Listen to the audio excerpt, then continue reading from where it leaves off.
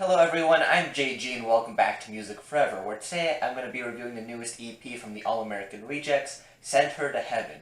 The past few years or so have been pretty interesting for the All-American Rejects when it comes to their release schedule. Back in 2012 was when the band released their last full-length studio album, Kids in the Street, a project that I still think is criminally underrated and probably one of the band's best pieces of work. But since then, the band has constantly been teasing their fifth studio album, but we haven't gotten it yet. Instead, in that time, we've gotten some loose singles, some demos, and a couple of EPs now as well, the first of which being the Sweat EP that dropped back in 2017, a project that I really liked overall. It was only 2 songs, but I felt like both songs in that EP were really great and 2 of my favorite tracks from that particular year.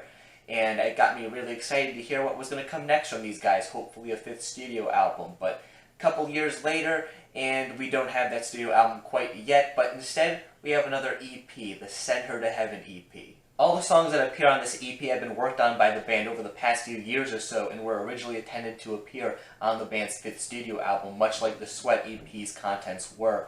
I find that kind of interesting that these 2 projects that were released a couple years apart were originally meant to be together at one point. But, that's a completely different point entirely. And to All-American Rejects die-hard fans, some of the cuts that appear on this new EP here maybe aren't so new to you, considering some of them have been played live for a while at this point. For example, the opening track to this thing, Send Me to Heaven, at least when I researched the cut, I found some YouTube live performances of the song existing as far back as a few months ago. And the second cut on this thing, Gen Y, is a track that was originally premiered by the band back in 2016 when they were performing live, even before the Sweat EP was released.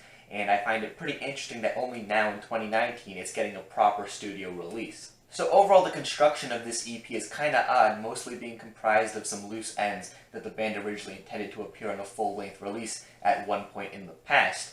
So I came into this thing not really sure what to expect from it, but overall, I think that this is a solid EP. I don't think it's quite as good as the Sweat EP from a couple years back, but I still enjoy this EP a fair bit. The opening track to this thing, the title track, is one of the more interesting on here as it features some guitar work that feels a bit reminiscent of some of the earlier work of the band. It feels kind of rough around the edges in a way that I wasn't expecting from the group, given that some of the more recent work they've put out, like the Sweat EP and Kids in the Street, and even When the World Comes Down to some extent, were a bit cleaner sounding. Overall, the guitar work on this track is definitely a lot dirtier and more aggressive and nastier than what you would typically expect given some of the band's more recent output, and I found it to be pretty interesting overall. Despite this, though, a lot of the ideas present in the song lyrically and I guess just aesthetically fit the rest of this EP, and as well as some of the other material the band has recently released rather nicely. The song talks about this girl, Molly, who I guess is involved with drugs and other things of that sort, according to the lyrics here. And the narrator of this track sings, of course, to send her to heaven, I guess, despite these faults with her. It's a pretty interesting topic, and I think it's handled rather nicely here. I think the chorus to the track is particularly catchy.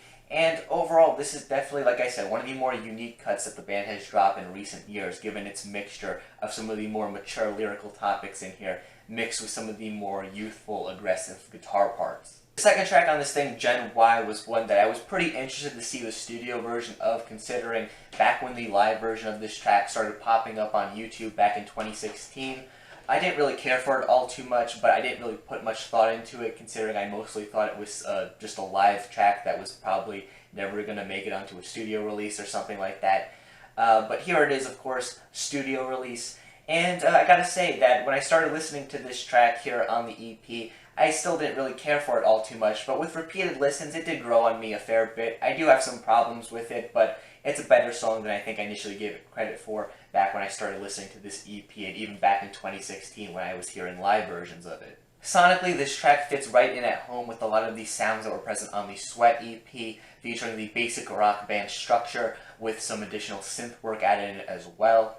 You have a pretty massive and catchy hook that pops up on this thing as well that I quite enjoy, and it's definitely one of the more infectious moments on this project. Lyrically, this track deals with Generation Y, or the Millennial Generation as it's often referred to, and the kind of who cares attitude that this generation is often attributed to having as a result of a lot of the problems that they face. In particular, this track talks about doing things like drugs as a form of escapism, as a form of coping with dealing with things like student loans or not being able to afford a home to live in. With the overall vibe of this track, it kind of suggests that this form of escapism talked about in the lyrics is a happy or upbeat thing, but when you dig into the track's lyrics a bit more, the darker subtext of it all becomes a lot more apparent, and the track overall just becomes a lot darker. I found this to be pretty interesting, kind of being an example of a track that sounds pretty happy and upbeat, but it's a lot darker when you look into it a bit more. Not the best track to do it like this or anything, but still a decent song in my opinion. Definitely one that grew on me with repeated listens. The closing track to this thing, Demons, is probably the most straightforward on this entire project. In a sense, it feels kind of like a throwback to the track Close Your Eyes off of the Sweat EP, with how both tracks are closers and how both tracks are very dreamy as well. Once again, the core rock band setup is kept here for this track, but a lot of the 80s inspired synth work is also worked into this thing in a way that creates, like I said before, this very dreamy and spacious atmosphere.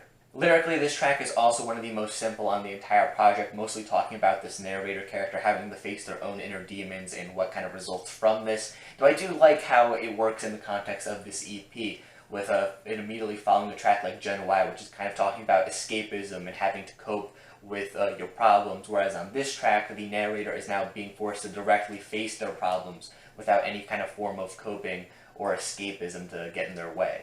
Overall, I think this track is pretty decent and a nice closer to this EP, though it is probably my least favorite song on the entire project, given that, at least compared to the first two songs on this thing, it brings the least amount of new ideas to the table here. Like I said, it at times does kind of feel like a second helping of a track like Close Your Eyes, though, as far as second helpings go, it is a pretty decent one, so I don't really think I can complain that much with it. Overall, I think the Send Her to Heaven EP is a pretty solid project from the All-American Rejects. Like I said, I don't think it's quite as good as the Sweat EP was, because I felt like that project was a bit more concise and a bit more interesting overall compared to this one, but these three tracks that you get here are pretty enjoyable in their own right, and they definitely do bring some new ideas to the table for the band that I was pretty happy to see play out here on this project. I think some hardcore fans might be a bit disappointed in this release, given that the majority of the songs on this thing had been performed live before, even going back as far as 2016, but still, I think that the collection of songs you get here is pretty solid. Getting to hear studio releases of some of those tracks only performed live previously